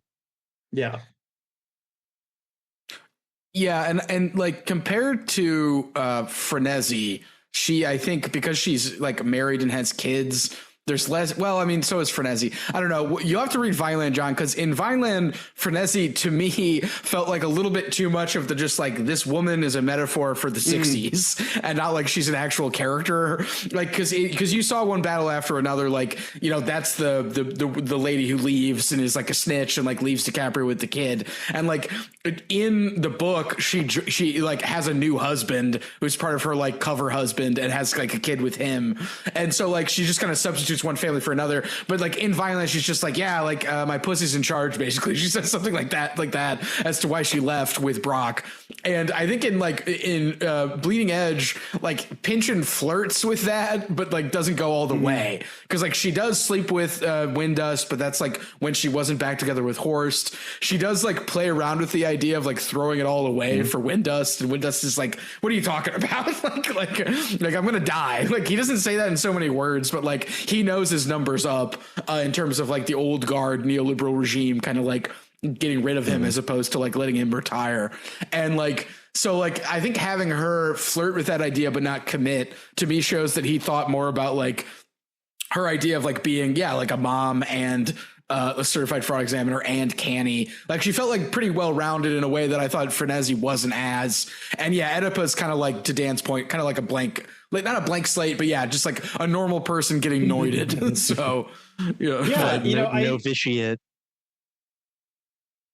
Yeah, I definitely feel like the points where I found myself kind of like feeling a little rubbed the wrong way are the points where like the weird sex stuff happens, because it does feel like a little bit like, I don't know, Pynchon being kind of like a weird pervert who finds like weird sex stuff happening just to be really funny. Like I mean, I would say, John, he is and does. Absolutely. I'm only couching because I what if he accuses me of libel? You'd have to come out. I'm saying allegedly he's a weird pervert who thinks like gross sex stuff happening is funny. But like the idea, I don't know, I found myself kind of like, there's like a bit where like the way sometimes sex happens in this book, it's this thing where like there's like a horny guy and then he like basically jumps on top of Maxine and she's just like, oh my, and then she's like into it all of a sudden. Yeah. And like doesn't quite know what's going on, but like is enjoying herself in this way that feels like a little weird. Yeah, and to me that's like his whole like, I don't think he gets as into the Dom sub stuff until Vineland, because I feel like for him, a lot of it had to do with like the idea that like people like that, like to be controlled. Like he's into that idea as for like why people gave up their freedom. And I don't know if he ever goes into a full explanation, but it's just like at some point, like after Vineland, it's like characters just like it. And he doesn't like really say like, why is like, here's my like, you know, Freudian anti-Oedipal, like, you know, diagnosis. Is just like, well, that's just what people like. But yeah, to your point, it is a little like it just happens and there's not a lot of like explanation. And that just feels a little strange to me, but that might just be my own personal like biases popping out. Well, and like not to go down the Vineland rabbit hole, but there's a very funny bit in Vineland where, you know, with the Brock Von Frenzy Dom sub relationship, these characters find an old Italian songbook by two Italians named Deleuze and Guattari. And, you know, if you're good listeners, you'll know those are not Italians and they're Frenchmen and they wrote an anti-Oedipal book. And so like, I think like he knows like he has a dim understanding of like explanations for why people like their own control and punishment, but it's never quite like here's what I think. It's just like it happens. I think that my thing is more the way that like it intersects with like the comedy just makes it feel very weird because it kind of is treating it a little too lightly for me, especially the foot job scene. Like the way it's treated so flippantly. Like I can see like the thematic where you're doing there, Ben, but then I want it to be treated with a little more gravity and a little less like just kind of like a throwaway joke about some guy coming on her feet. I think in the foot job, it's like, did you just come on my feet? And he's like, well, I'm wearing a condom. And then he's like I just wear one sometimes just to wear it. I mean, that part's funny. Don't get me wrong.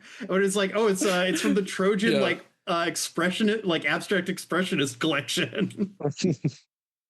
Like that's right, funny, like, what is it? But it's just I think that it's one of the few points where I felt like all of a sudden Maxine felt less like a character and more like woman.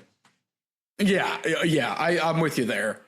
All right. Well, then do we want to get into the ending? Because I feel like there's also a way in which that kind of ties into Maxine's character. Maybe some gender stuff there too.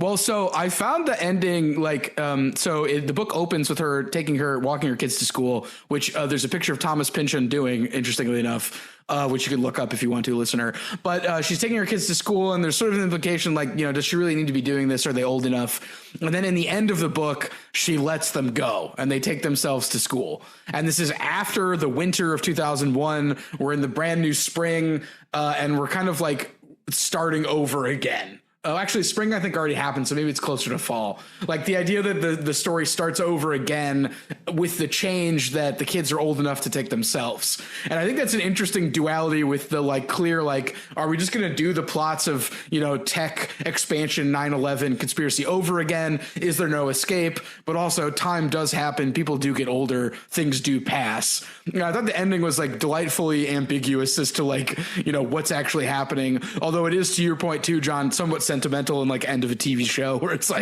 right, the time to take them to school, they're growing up, it always happens. But I found the idea that it ends on the same day it opens or time to be I don't know, not cynical, but sort of maybe a little despairing. Are we just going to keep doing this forever? Is this a tech expansion? Colonial coming home? Is this just going to keep happening forever and ever? Well, but people do grow up, and then that's it. So I don't know. What did you guys think of the ending? And to reference another podcast, there's Felix Biederman's. It's just going to be the same but worse. It's we know that bad things are developing, but yeah, you're still going to take your kids to school. They're going to graduate from school before the world is unrecognizable. That's just, you just happen to know one of the things that was going on behind that. Yeah. Yeah, I agree with you guys. I think that there is a real note, a downcast note to the ending. It's this thing where it's kind of there's a hackier version of this book that ends with the same ending, but it's framed hopefully. It's sure, there are all these shadowy forces going on in the world, but you know what? You got to take your fucking kids to school and love them so hard, and love your big dumb German oaf husband so hard. Your big dumb German Midwest husband. And doesn't that just make it all okay? Doesn't that just make it okay that all these horrible things are happening in the background of your life because you're comfortable, you love your family, et cetera, et cetera. And I think Pynchon is saying, yes, that's a consolation, but it's a pretty shitty one. When you compare it to kind of what's actually happening in the background. Well, and to your point, John, I think Maxine's dad, because she ends up telling her dad about Windust, but not that I think she fucked him anyway, but her dad says something that I think is to that point, John. And her dad says so she's upset because she wants to try to save Windust, even though she knows it doesn't make any sense. And Windust maybe doesn't need saving. And her dad says, you were always like this. I kept waiting for you to give it up, let it go, turn as cold as the rest of us, praying all the time you wouldn't. You'd come back from school, history classes, some new nightmare, the Indians, the Holocaust, crimes I hardened my heart against years ago, taught them but didn't feel them so much anymore. And you'd be so angry, passionately hurting, your little hands and fists. How could anybody do those things? How could they live with themselves? What was I supposed to say? We handed you the tissues and said it's grown up. Some act that way. You don't have to be like them. You can be better. Best we could ever come up with. Pathetic, but you know what? I never found out what we should have said. Think I'm happy about that? And I found that bit to be very sobering. The idea this is pretty much it. To your point, John, you can take care of your own garden, but you can try to be better, but I don't have anything else as to the cause or to fix everything. That's gravity's rainbow too. It's if the great promise of counter force fails, then the best you can do is just kind of keep on keeping on and keep on trucking until until the bomb falls on the book and kills you. Spoilers for the end of Gravity's Rainbow. Great. I guess I don't need to read it now. Yeah, it's very much Invisible Man, sort of. Ellison's Invisible Man, not H.G. Wells. They're just like, this is the one recourse I have, and I'm going to drain their power. I'm going to use up a lot of electricity. Well, and like, I'm glad we're talking about the despairing bit, because without getting into spoilers for Shadow Ticket, the ending is also, to me, despairing. So I wonder if, like, as he got older, because Inherent Vice has kind of a hopeful ending, I would say. And then, this has kind of a, like, midway between hopeful and despairing. And then I found Shadow Ticket, even though there is a hopeful bit, to not be very convincing. Which without getting into details. So, I don't know. Can an 88-year-old man write a book with a hopeful ending? I really don't know if that's totally possible, like, just biologically. Yeah. But like, I like, overall, I'd say, like, I heard bad things about this book. I avoided it, and I don't think it deserves the bad praise. And I think, as I said in the opening, I think he's gotten good at hiding his more bitter, anointed, like, despairing stuff behind, like, what is all intents and purposes, just kind of like a Raymond Chandler-esque, like, detective story where the plot loses out of control. And I think the fact that he can do both so well, I think, is great and inspiring. As you guys had said, like, the fact that he has all these references and maybe actually played Metal Gear 2 to me, that means he's committed to learning and stuff. And I don't know, like, it's worthy as, like, I mean, is it as great as Gravity's Rainbow? Probably not, but it's still worthy of, like, reading. Like, he still brought his A game. It's a good book. So I found very little fault with it, and I the way I read it, I left this kind of to the last minute.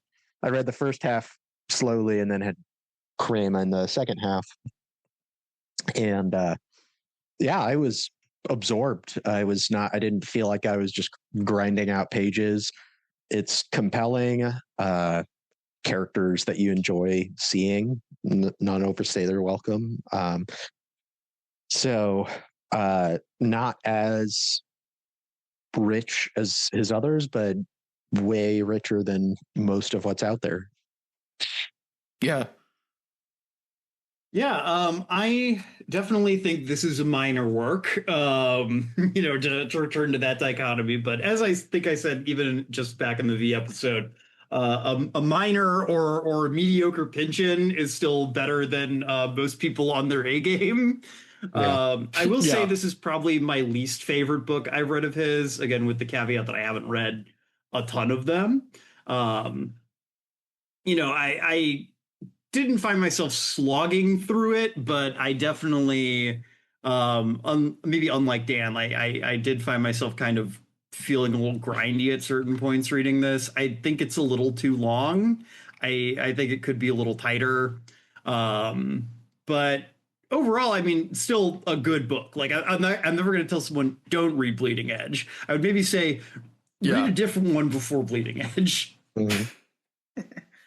Yeah, that made me a reminder, John, like, towards the end of the book, there's that bit where you think it's going to end, but there's that scene where, like, all of the women order takeout, and, like, Pynchon spends, like, time describing what they order takeout, and I'm just like, shouldn't the book be ending by now? But then we get, like, a great description of, like, a rolled liverwurst and chicken heart sandwich, and I was just like, I want to try that. Like, I was like, it's just such, like, a funny, like, detail to be like, we're all going to talk about our takeout orders, even though, like, the book should be over. I remember hitting that point 10 minutes before recording, because I was cutting it that close. I was like, all right, I'm going to skim this paragraph because they are just talking about food. So just like, I gotta give their takeout orders. I can't not, like, do that. So all right. Well, anything else you want to say about Bleeding Edge before we call it a night? I have to get to my own dinner here shortly. Oh, yeah. I think it will be interesting discussing Shadow Ticket, because as I was reading this, I feel like Shadow Ticket wants to be like Bleeding Edge, and for various reasons it's not. And I think that's because of time constraints, and he might die and he needed to publish. Like, we'll talk about that soon, but, like, there are this feeling I got reading Shadow Ticket of the edges being sanded down, things being expedited, lots of dialogue, and then coming back here and seeing, like, like he just like a balloon that's like more inflated. Like, I don't know. It'll be interesting talking about Shadow Ticket. Loved reading Bleeding Edge. Couldn't quite extricate the two from my brain and like the trilogy of the detective stuff. But yeah, I liked reading it. It's probably my last thoughts. I have nothing to say. It's honestly still settling in my brain. I think I would have preferred to have a little time to digest it, but in other ways, it was nice to have it fresh. So, yeah, I'm really glad I came away with it without it being a disappointment.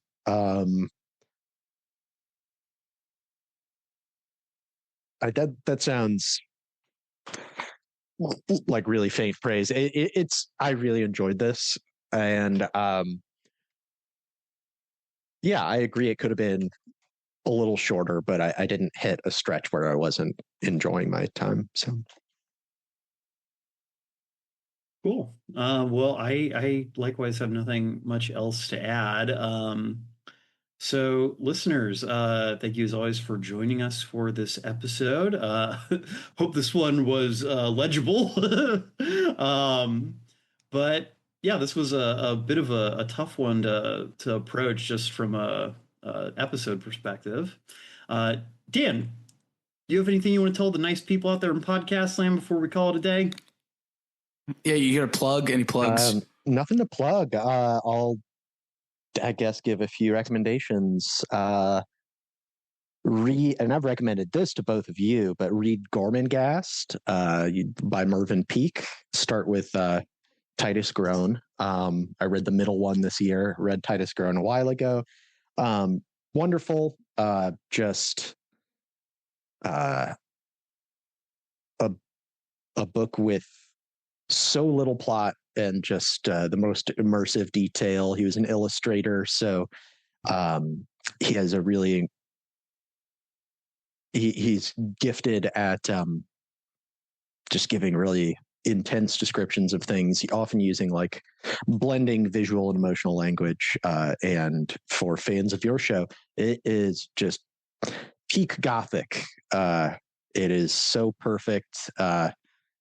Yeah, I got to read it. I still have your copy of the first one. I need to read it. Just kind of occupies a real unique dream space, and it's one of those things that was really big in Britain for a certain generation and just didn't make it over here to the States. And anything else to recommend? I'll just leave it at a book. Read some Gormenghast. There we go. All right. Yeah. Well, and, listeners, always good to be back. So thanks. Of course. Well, we'll definitely have to bring you back on here sometime soon. Maybe to talk Gormenghast. That could be a fun one. I think. Oh yeah, we should do that. There we go. Well, yeah, listeners, we will see you guys again here in 2 weeks to talk Shadow Ticket. But until then, Semper Books. Semper Books. Semper Books.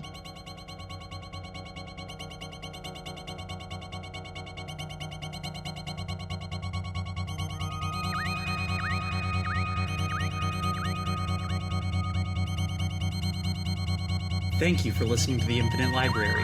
If you liked our show, we hope you'll subscribe and leave us a review on Spotify, Apple Podcasts, or the podcast app of your choice. It helps us a lot.